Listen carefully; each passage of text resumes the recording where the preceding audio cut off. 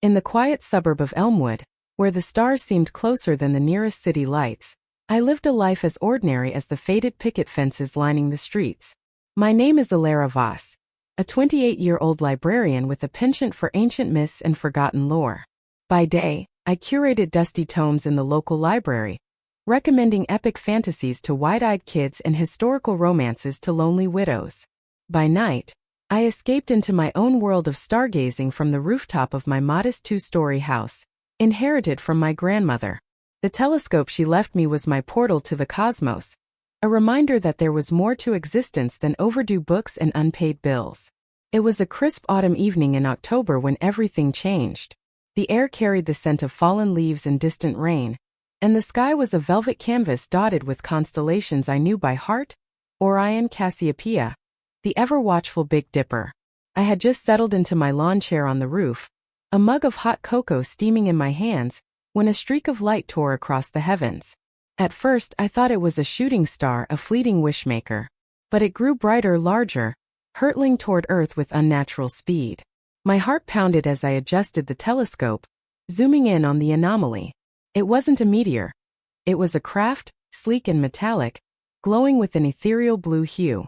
The object plummeted into the woods behind my house, crashing with a thunderous boom that shook the shingles beneath me.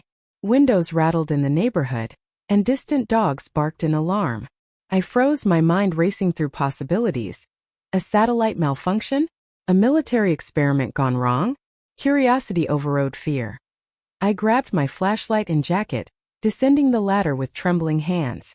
The woods were dense, a labyrinth of oak and pine that I navigated by memory from childhood explorations. Smoke rose from a crater about half a mile in, the air thick with the acrid smell of scorched earth and ozone. As I approached, the wreckage came into view. A pod-like vessel cracked open like an eggshell, its surfaces etched with symbols that shimmered faintly. Steam hissed from the seams, and inside something stirred. I shone my light into the pod, and there he was, a figure humanoid but unmistakably alien. His skin was a deep indigo, shimmering like stardust under the beam. Long silver hair cascaded over broad shoulders, and his eyes, when they opened, were twin pools of glowing amber, slit like a cat's. He wore a form-fitting suit of some iridescent material, torn in places from the impact, revealing toned muscles beneath. He groaned, sitting up slowly, his gaze locking onto mine with an intensity that made my breath catch. "You!" he rasped in perfect English, though his voice carried an otherworldly echo, like wind through crystal caves. "I've found you at last." I stumbled back, my flashlight clattering to the ground. "What? Who are you? Are you hurt? I should call for help." "No," he said firmly, rising to his feet with surprising grace despite the crash. He was tall, easily over 6 feet, with pointed ears and faint ridges along his cheekbones. "I am Zorith, from the planet Virex in the Andromeda Galaxy. My ship malfunctioned during a wormhole jump. But this is no accident. The stars have aligned us. You are my fated mate." I blinked, certain I had misheard. "You're what? Look, you just crashed into my backyard. Let me get you to a hospital or something." He stepped closer, his presence radiating warmth that cut through the chill night air. "In my culture, the cosmos binds souls across the void. I've dreamed of you for cycles, your face, your essence. The pull led me here through dangers untold. Deny it if you must, but the bond is real." My mind reeled. Fated mates? It sounded like something from the romance novels I shelved daily. Yet there was an inexplicable pull, a tingling in my chest as if an invisible thread connected us. Sirens wailed in the distance. Neighbors must have called emergency services.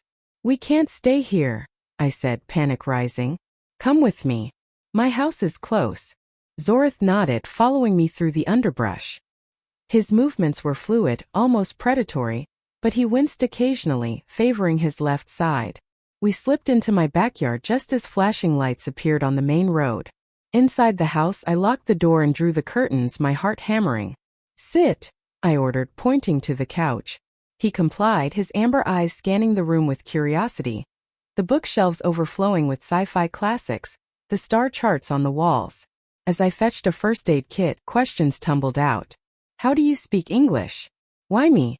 This can't be real." Zorth smiled faintly, revealing sharp canines.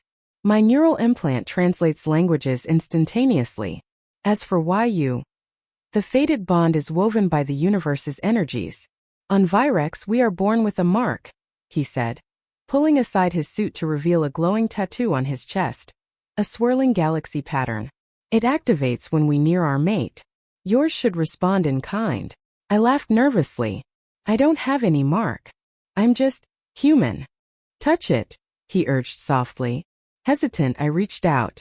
The moment my fingers brushed his skin, a warmth spread through me, and a faint glow emanated from my own chest, mirroring his mark. I gasped, yanking my shirt collar down to see a similar pattern faintly etched on my skin, as if it had always been there dormant. What the hell? The bond awakens, Zorth explained. You are no ordinary human, Alara. Your lineage carries traces of ancient Virexian explorers who visited Earth millennia ago. The stars have called us together for a purpose greater than ourselves. Outside voices shouted, search parties combing the woods. Zortha's expression darkened. My arrival has not gone unnoticed. There are pursuers, rival factions from my world who seek to exploit the bond for power. We must leave before they find us. Leave? I can't just abandon my life. But even as I protested, adrenaline surged, mingling with a strange excitement. This was the adventure I'd always read about, now crashing into reality. Over the next few hours as we hid in my attic, Zorth shared his story. Virex was a world of advanced technology and cosmic harmony, but fractured by civil war. He was a guardian, a protector of the ancient artifacts that maintained planetary balance. His ship had been sabotaged by the Shadow Collective, a rogue group aiming to weaponize the fated bonds to control minds across galaxies. Zorth had fled through a wormhole, guided by visions of me, his anchor, his salvation. As dawn broke, a low hum vibrated through the house. Zorth tensed. They're here. Scanners. We escaped through the back, dashing into the woods toward the crash site. Zorth salvaged a device from the pod, a portable shield generator that cloaked us from detection. We need to reach the nexus point, he said, leading me deeper into the forest. A hidden gateway on Earth that connects to Virex. It's in the mountains, 2 days' journey. The middle of our odyssey began with evasion and discovery. We traveled by night, Zortha's enhanced senses guiding us through trails I never knew existed. He taught me about his world. Floating cities powered by crystal cores, telepathic wildlife, and festivals under triple moons. In return I shared Earth's wonders, music, art, the simple joy of rain. The bond deepened. Touches sparked visions of shared memories, not ours but echoes from ancestors. I saw Virexian landscapes through his eyes, felt his loneliness before finding me. But danger lurked. On the first night, camped by a stream, shadows moved unnaturally. Zorth activated his energy blade, a humming sword of light, and fended off 2 assailants, their forms cloaked in darkness tech. Shadow agents, he growled, dispatching them with precise strikes. One grazed my arm, drawing blood, but Zorth healed it with a salve from his suit, his touch sending waves of comfort. Why me? I asked again, bandaged and weary. I'm nobody special. You are everything, he replied, his amber eyes softening. The bond chooses those who complete each other. Your curiosity, your strength, it's what I lack. Together we can end the war. As we pressed on, climbing into the foothills, our connection evolved. Conversations turned intimate. He confessed fears of failure. I shared losses, my parents' accident, my solitary life. Physical attraction simmered, the mark on my chest pulsing warmer with proximity. One evening, under a canopy of stars, he kissed me, gentle yet electric, igniting fireworks in my soul. Fated, he whispered. Yet conflict brewed within me. Was this destiny or manipulation? Doubts peaked when we encountered a human ally. Dr. Harlan, a reclusive astronomer Zorth contacted via a hidden comm device. Harlan, aware of ancient visitations, provided supplies and a vehicle. The nexus is real, he confirmed, showing maps of ley lines converging at a cavern in the Rockies. But beware, the shadows will corrupt the bond if they capture you. The journey intensified. We drove through backroads, evading checkpoints. Rumors of UFO sightings had authorities on alert. In a motel pit stop, Zorth revealed more. The bond granted abilities. I began sensing emotions, glimpsing futures and dreams. "You're awakening," he said proudly. Midway, disaster struck. Ambushed on a mountain pass, shadow ships, sleek drones bombarded our path.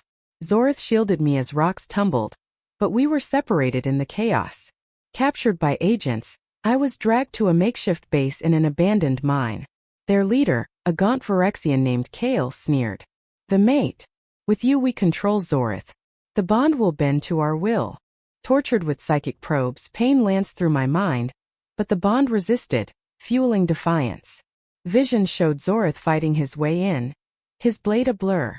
He burst through a whirlwind of fury, rescuing me in a blaze of energy blasts. We fled, wounded but unbreakable. Reunited, we reached the Nexus, a glowing cavern pulsing with cosmic energy. "This is it," Zorth said, activating the portal. But Kale pursued, leading a final assault. The climax unfolded in the chamber. Lasers clashed, rocks shattered. I, empowered by the bond, channeled energy, disarming foes with bursts of light. Zorth faced Kale in single combat, their blades sparking like stars colliding. "You cannot have her," Zorth roared, striking true. Kale fell, the shadows retreating. As the portal hummed to life, Zorth turned to me. "Come with me to Virex. Together we'll restore peace." Tears welled. Earth was home, but he was my future. "Yes," I whispered. Fated. We stepped through, emerging on Virex under Aurora skies. Welcomed as heroes, we sealed the bond in a ceremony, our marks blazing eternal. Years later, I reflected on that night. The alien who fell, the mate who rose. Our story became legend, a bridge between worlds. But in quiet moments, stargazing from floating balconies, I knew it was just beginning. The universe held more mysteries, and with Zorth I was ready.